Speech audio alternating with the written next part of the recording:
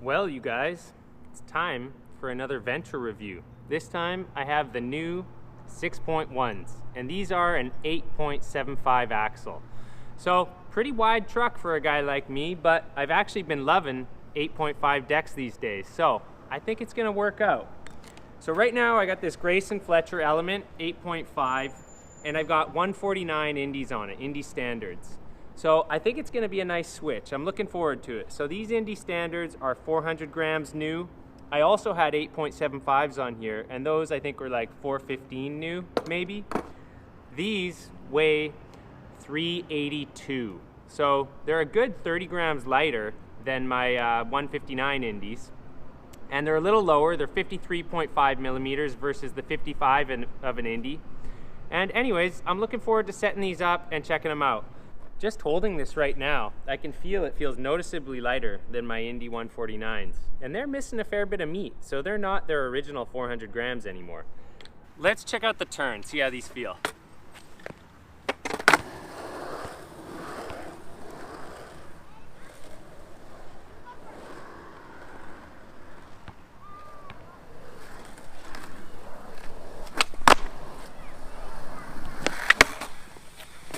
It's not bad. The factory looseness is actually looser than what I ride, so I need to give these probably at least a couple quarter turns. But it felt pretty good. And what I remember is they actually tighten up a little bit as they break in, but they start off pretty loose, which is good for me. Next, how about that pop feel?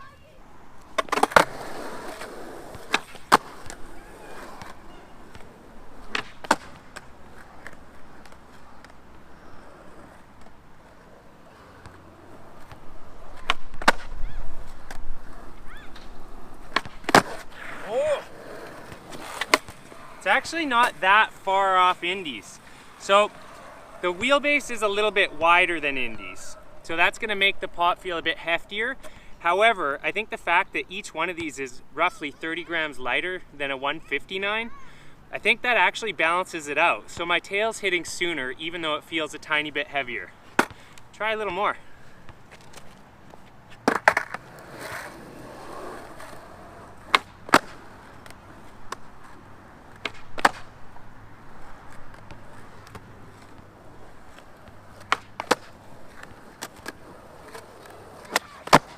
Ooh, it's actually really good. I like it.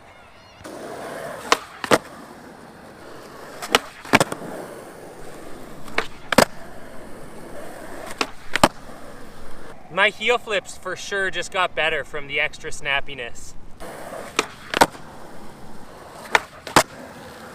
Let's see if I can do the impossible on these. Not this. Ow!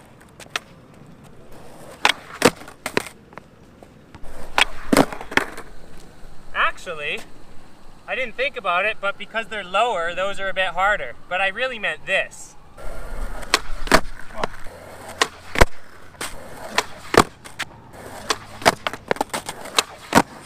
Woo! Rebate.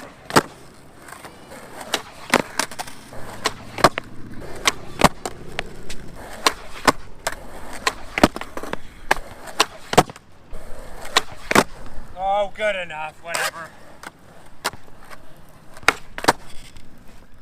All right, dudes, it's been about 2 weeks. That's about how long I rode these. And overall, I really like them. So let's kind of summarize it and get into some of the other footage. One thing I really loved about these is they had great lock-in on transition. I think one of the main things I did while riding these was just do frontside 50-50s, getting them all tweaked out. So I had a lot of fun with those.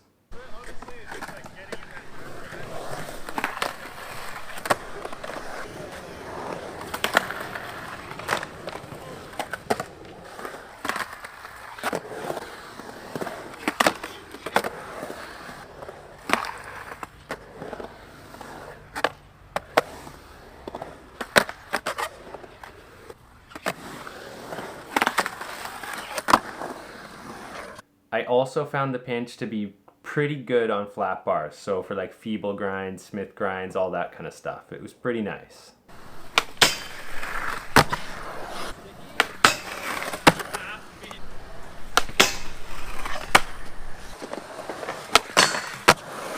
I was even surprised to be consistently doing crooked grinds on this super rounded over marble ledge that I fall off on every other truck I've tried.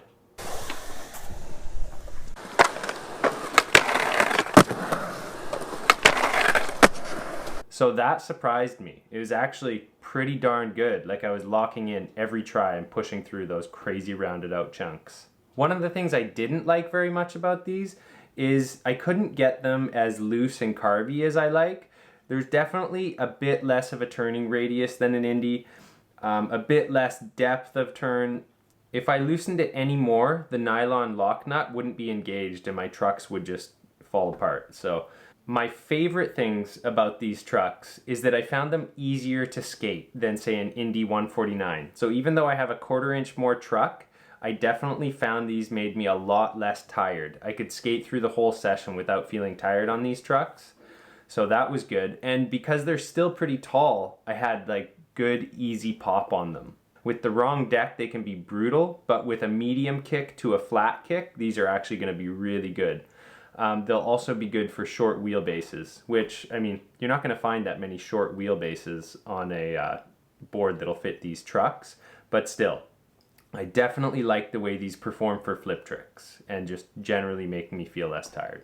Okay, but finally, there are 2 deal breakers for me on these trucks. And I didn't get into this too much on the other Venture review, but after riding this second pair, the metal feels hard. It's a slower grind for sure. It's a hard and slower grind on any sort of concrete.